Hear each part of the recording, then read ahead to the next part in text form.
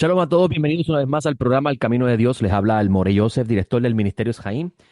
Y gracias le doy al Dios de Abraham, al Dios de Isaac, al Dios de Jacob, al Dios y Padre de nuestro Señor Yeshua el Mesías, por concedernos la oportunidad de vivir una vez más y poder estar aquí en este día 18 de enero del año 2026, que equivale al día 29 del mes de Tebet, de acuerdo al calendario de Gilel.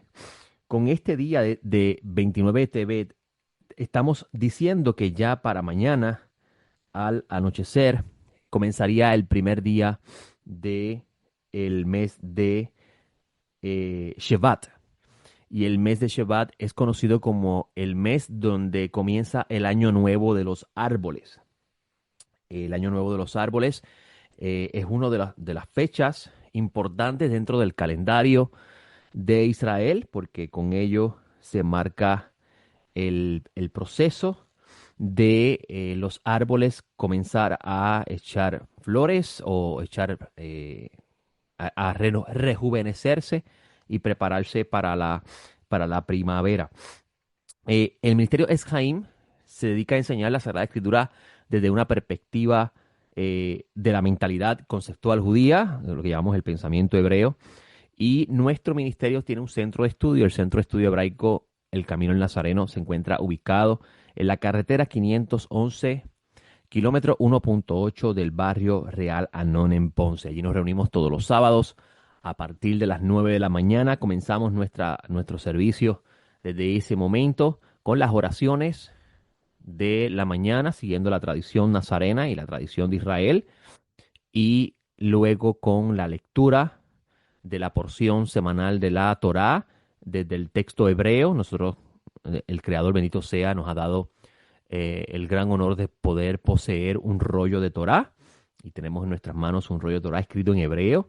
Ese rollo tiene más de 70 años y el Eterno nos ha permitido tenerlo en nuestras manos y estamos cuidando de ella y utilizándola. Así que comenzamos después de las oraciones con esa lectura del texto hebreo. Luego pasamos a la lectura de la porción semanal en nuestro idioma y inmediatamente después de esto comenzamos a comentar sobre la porción y los temas relacionados de esa porción, cerrando con la práctica tradicional nazarena del partimiento del pan y la toma del vino como memorial de hermanos que somos en el Mesías y la esperanza que tenemos de su retorno.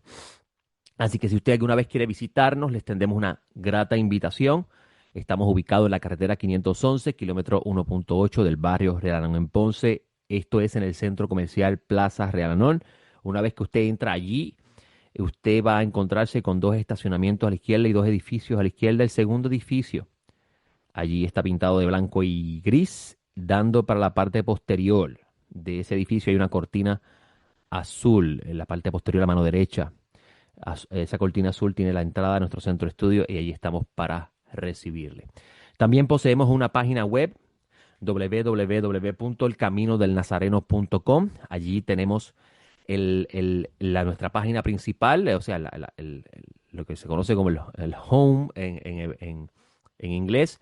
Va usted a encontrar el enlace de invitación para poder asistir a a nuestros estudios en vivo, a nuestras reuniones en vivo. Y también tenemos escritos, enseñanzas anteriores y una diversidad de información que de seguro que si usted tiene gran interés en conocer el pensamiento conceptual judío de los escritos nazarenos, le va a ayudar muchísimo. También tenemos un canal de YouTube y nuestro canal de YouTube se conoce como Etz Haim. Etz Haim se escribe Etz-Jaim, Etz Haim, el camino, el árbol de las vidas. Ese es el nombre del canal en nuestro centro de estudio. Y le llamamos el árbol de las vidas en plural porque Etz Haim, la palabra Haim es vida en plural. O sea, se diría vidas. Hai es singular, vida.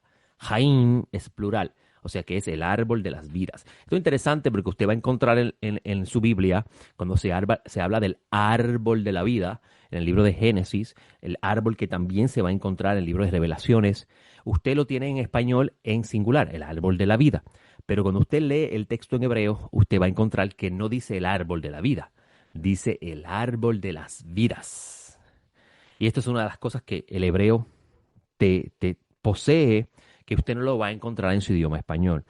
Y en nuestro centro de estudio, pues, hacemos uso adecuado de, el conocimiento del hebreo y los conceptos que están detrás de esas palabras. Porque usted puede conocer un idioma, pero si no entiende los conceptos, lo que significan esas palabras, el sentido de esas palabras, en el pensamiento conceptual de aquellos que poseen ese idioma, poseen esa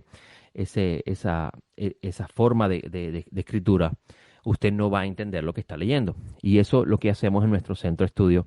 A lo largo de los años, el pueblo de Israel ha estado estudiando y indagando, inquiriendo constantemente sobre la Sagrada Escritura y han encontrado grandes tesoros.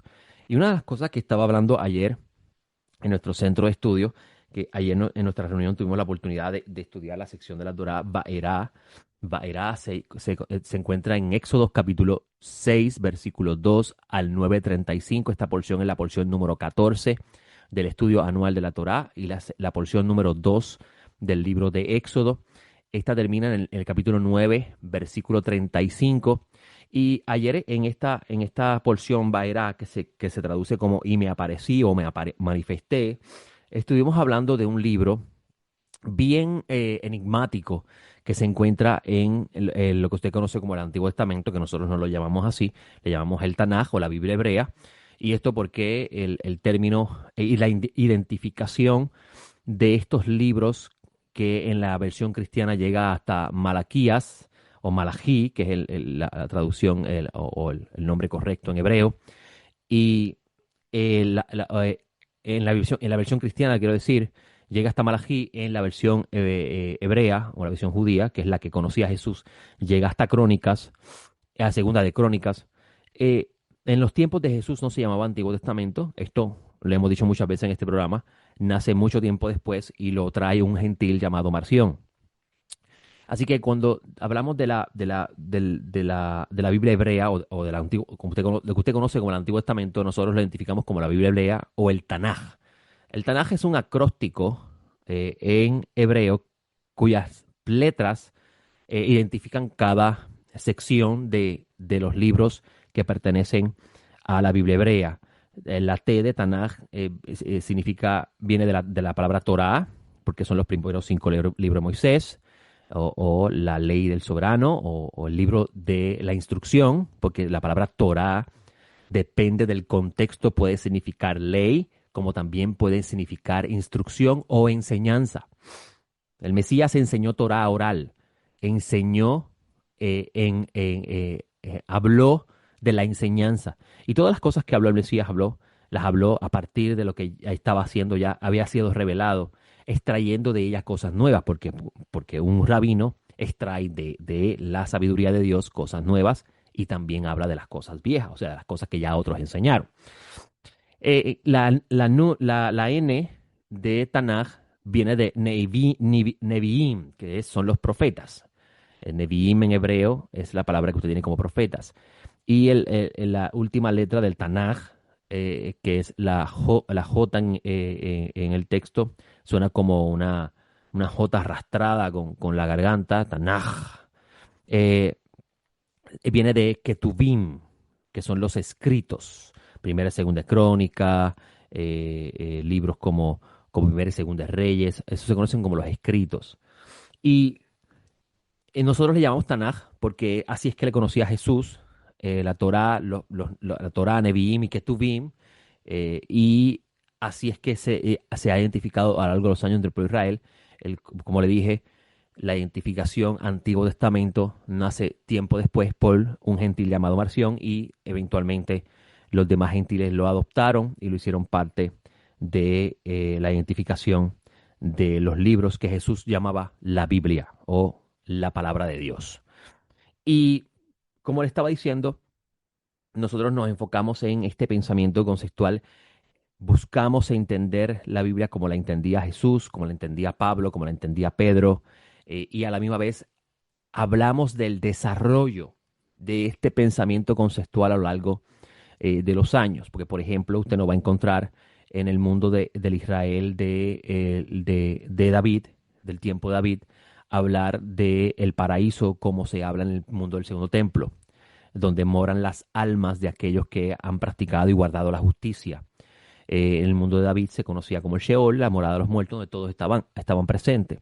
Es a partir del mundo del segundo templo donde comienza a hablarse de el Gan Edén como un lugar donde moran las almas de los justos.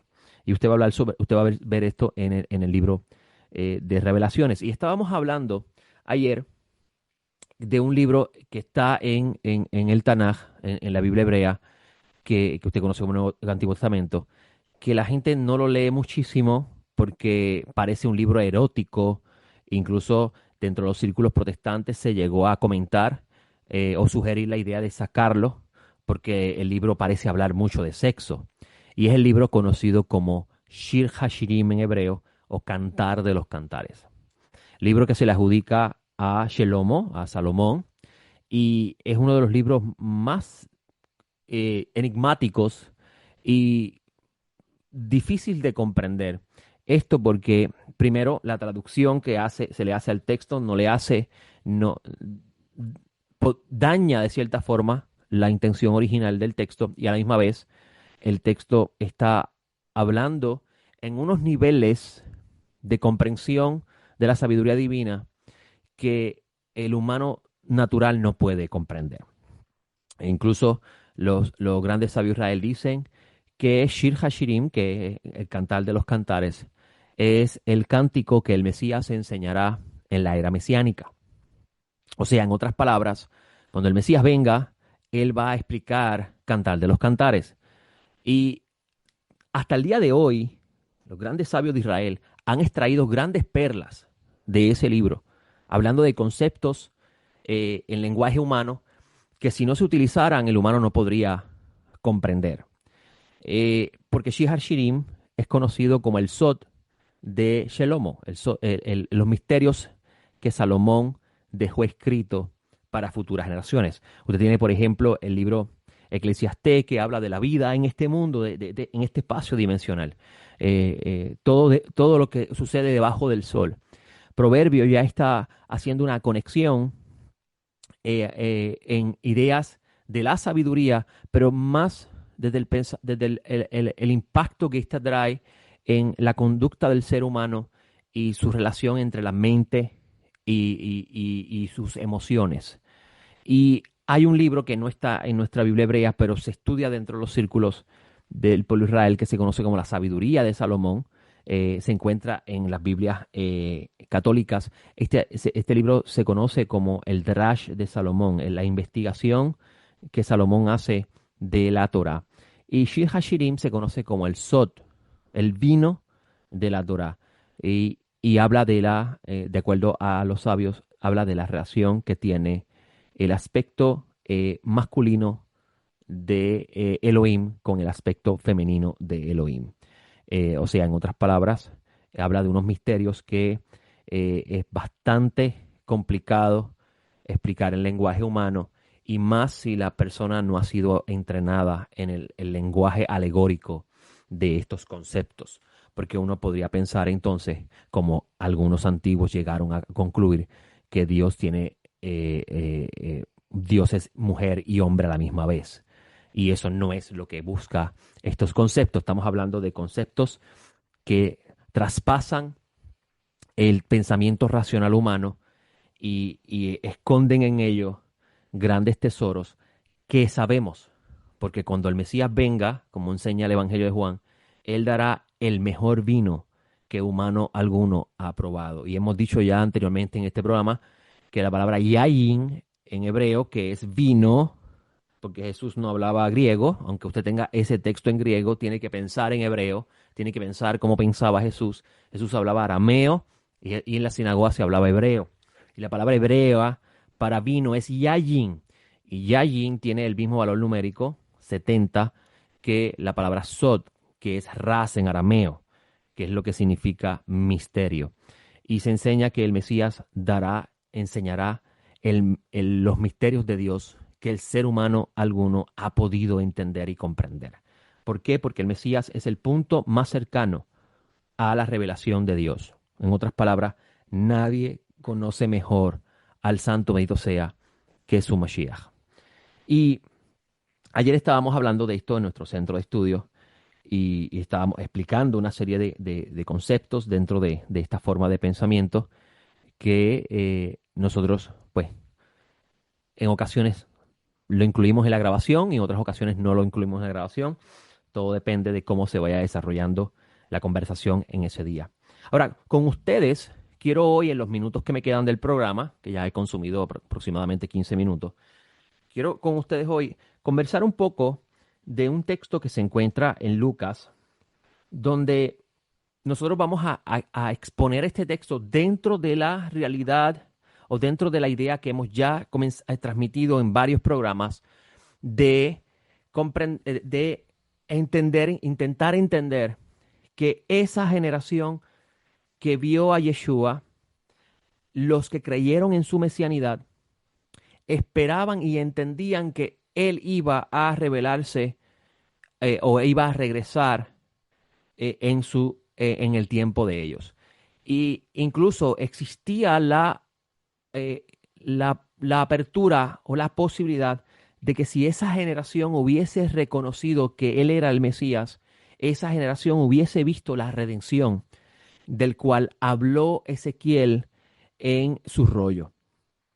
El segundo templo hubiese sido restaurado o rededicado a Dios y ensalzado de tal forma que alcanzara a ser como Ezequiel lo vio, una morada para el Altísimo permanente. Por eso es que se llama la ciudad en el libro de Ezequiel Yud-Hei, Vav-Hei, bendito sea su nombre, Sama, que significa el Creador está presente. Sama significa está presente. Por eso es que uno de los nombres que la literatura rabínica le da al Satán es Samael, que significa el poder presente. Incluso si tiene alguna, las personas piensan que el nombre del diablo es Lucifer y eso viene de la Vulgata latina, de la transliteración del latín al español, de ese texto que se tradujo del griego al latín y del hebreo al latín. Eh, Dentro del mundo hebreo, dentro del mundo del segundo templo, que es parte del mundo hebreo, este ángel que todo el mundo se dedica, muchas personas se obsesionan en estudiar en él y no a conocer al Creador, tiene diversos nombres, dependiendo de la función que rehace. Algunos le llaman Mastema, otros le llaman Samael, otros le llaman Belzebul. Incluso el propio maestro de Nazaret le llamó Belzebul en uno de los textos que tenemos en nuestros escritos nazarenos. Ahora, para no desviarme, es una costumbre natural en mí de traer tantos temas dentro de un solo comentario. Le había mencionado en otros programas que en tener en cuenta la expectativa mesiánica que tenía esa audiencia y el no retorno del Mesías es fundamental para entender muchos de los textos o cartas o evangelios que tiene en sus manos. Uno de estos está, por ejemplo, en el evangelio, las cartas que escribe Juan, uno de los discípulos más cercanos de Jesús, quien está viendo en su tiempo el abandono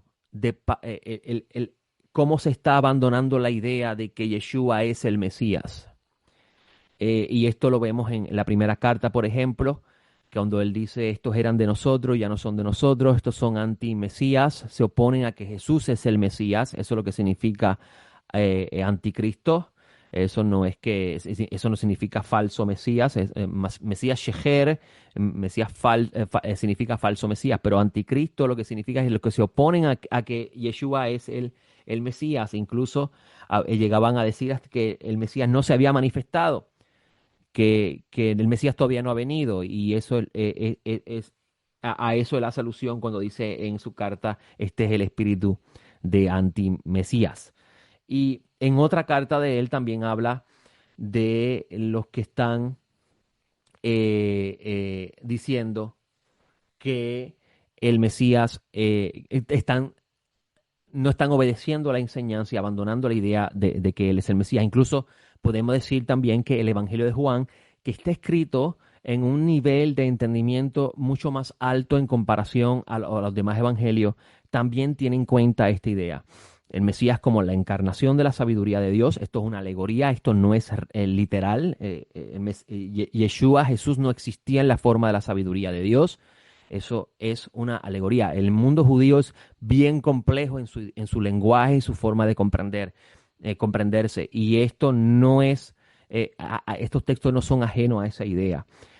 Por tanto, cuando dice en el principio la palabra, y la palabra estaba con Dios y la palabra era Dios, esto es un drash, esto es una forma homilética de exponer unas ideas que se encuentran en la Torá y la relación que tiene esta idea que se encuentra en la Torá con la aparición del Mesías. Y el Evangelio de Juan, que fue escrito después de la experiencia de Patmos y el no retorno inmediato del Mesías, es muy importante tenerlo en cuenta porque él no habla en ese Evangelio de que el Mesías viene en su momento. Ahora, otros evangelios que están tomando en consideración el posible retorno del Mesías en su tiempo, están hablando de el reino de Dios y están hablando del potencial que podía tener esa audiencia si respondía favorablemente primeramente a lo que Juan estaba haciendo. Juan es el enviado de Dios para traer la reconciliación, porque si estos escuchaban a Juan, que es Elías, entonces cuando el Mesías hiciera su aparición en medio de todos ellos habrían de recibir el reino de Dios. Por eso es que usted va a encontrar textos como Lucas capítulo 17, versículo 20, que dice lo siguiente, y este es el background, podría decir yo, y mucho más, obviamente el tiempo aquí en este programa no me permite hacerlo, pero son temas que hemos tratado programa tras programa y hemos hablado muchísimo sobre ello. En el versículo 20, al Mesías le dicen lo siguiente, dice el texto, interrogado por los fariseos, le preguntan, ¿cuándo viene el reino de Dios? Miren interesante. Le preguntan cuándo viene el reino de Dios. Ellos no están preguntándole qué es el reino de Dios, porque ellos saben qué es el reino de Dios. Los que no sabíamos qué era el reino de Dios eran los gentiles, que por causa de una reinterpretación de los textos por la no llegada del Mesías en ese periodo de tiempo que ellos aguardaban, se ha cambiado lo que significa el reino de Dios. Pero eso ya lo hemos hablado en otro programa.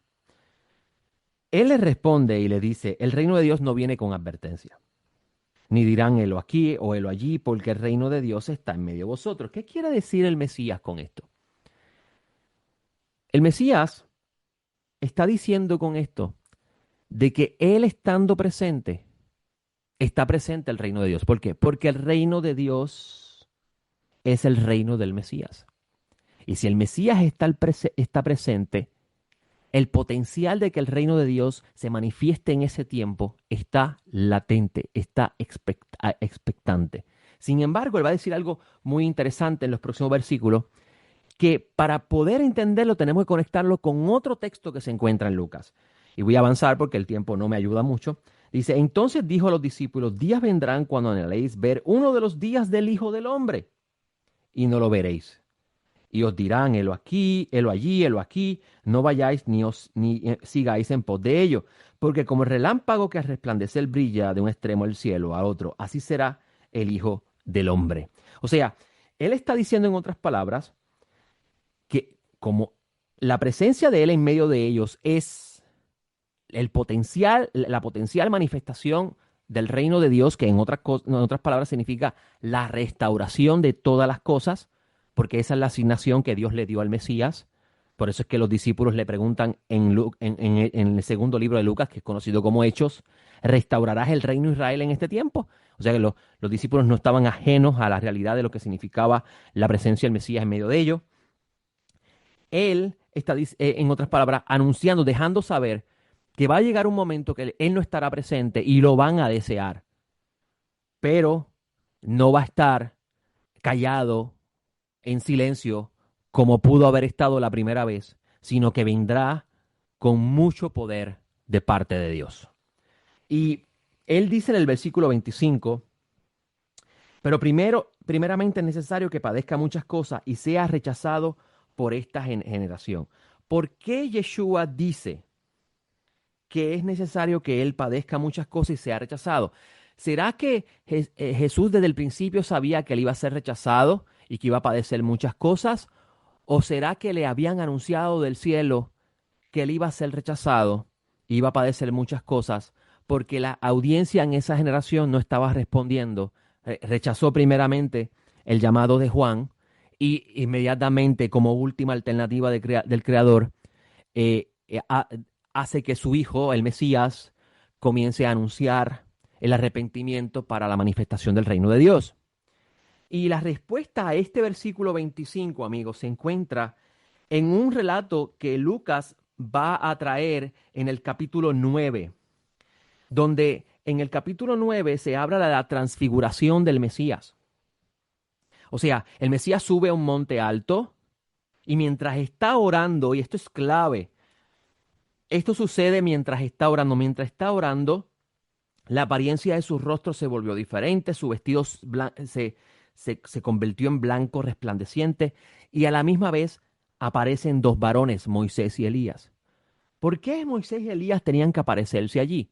Algunos dicen, porque Moisés testifica la ley y Elías los profetas, y ellos dos como los testigos de los profetas y la ley están testificando que Jesús es el Mesías. Pero eso no es la razón, eso no es lo que Lucas está viendo y está escribiendo.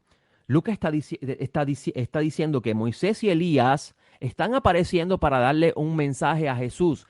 Yeshua va a recibir un mensaje de parte de Moisés y Elías. Incluso el que conoce Torah sabe lo que está pasando aquí, porque la Torah dice que un asunto se confirma con dos testigos, no con uno solo, con dos testigos. Un asunto se confirma con dos testigos, así que esto es un relato de pura Torah.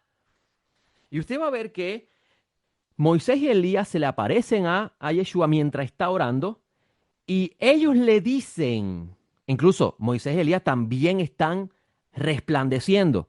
Esto es interesante, ¿no? Algunos dicen, aquí Jesús está mostrando su divinidad, pero nadie dice nada sobre Moisés y Elías que también sus vestidos resplandecían. Nadie está diciendo que ahí está presente el Dios Moisés y el Dios Elías. Aquí vemos claramente una contradicción en la comprensión de lo que está pasando aquí. Lucas está diciendo en el versículo 31 que la aparición de Moisés y Elías era con el único propósito de dejarle saber a Yeshua que él iba a morir. Eso es lo que significa. Hablaban del éxodo que estaba a punto de cumplir en Jerusalén.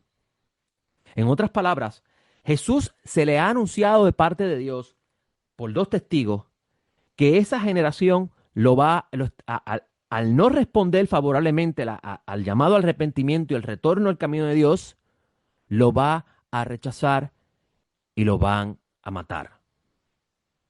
Así que con esa información que viene de parte del cielo, entonces podemos entender por qué más adelante Jesús de Nazaret, cuando está hablando del reino de Dios, dice lo que les acabo de decir del capítulo 17. El reino de Dios sí está presente, pero vendrán días donde el Hijo del Hombre ya no va a estar en medio de ustedes y ustedes lo van a desear. Y no va a venir como vino la primera vez, manso montado en un pollino, en un asno, sino vendrá en un caballo, en las nubes del cielo, victorioso, resplandeciente, envuelto en el poder de Dios para justicia.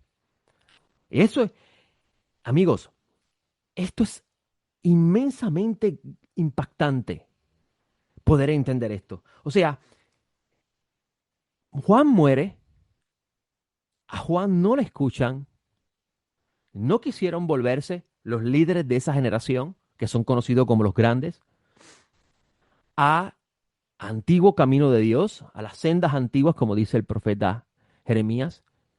A Juan lo mata Herodes y Yeshua toma el lugar de Juan como última opción de llamado al retorno. Y vienen dos testigos de parte de Dios y se le aparecen al Mesías en un momento de intensa oración. Y le dicen, le notifican de parte del cielo que él iba a morir. Y como consecuencia de eso, es que podemos leer después en esta narración de Lucas, en el versículo 25 del capítulo 17, lo siguiente. Pero primeramente es necesario que padezca muchas cosas y sea rechazado por esta generación. Jesús se atreve a decir eso a sus discípulos en ese momento porque él, antes de haber dicho esto, tuvo la experiencia en el monte de haber recibido de parte de Moisés y Elías un mensaje de parte de Dios. Y esto nos lleva a una pregunta. ¿Sabía Jesús de antemano que iba a padecer y morir? ¿O era un mensaje que le llegó después por causa de la respuesta de la audiencia? Se me acabó el tiempo, le doy gracias al Eterno por este espacio. Espero estar con ustedes la semana próxima. Con el favor del Altísimo, mi mejor deseo para ustedes esta semana. Shalom.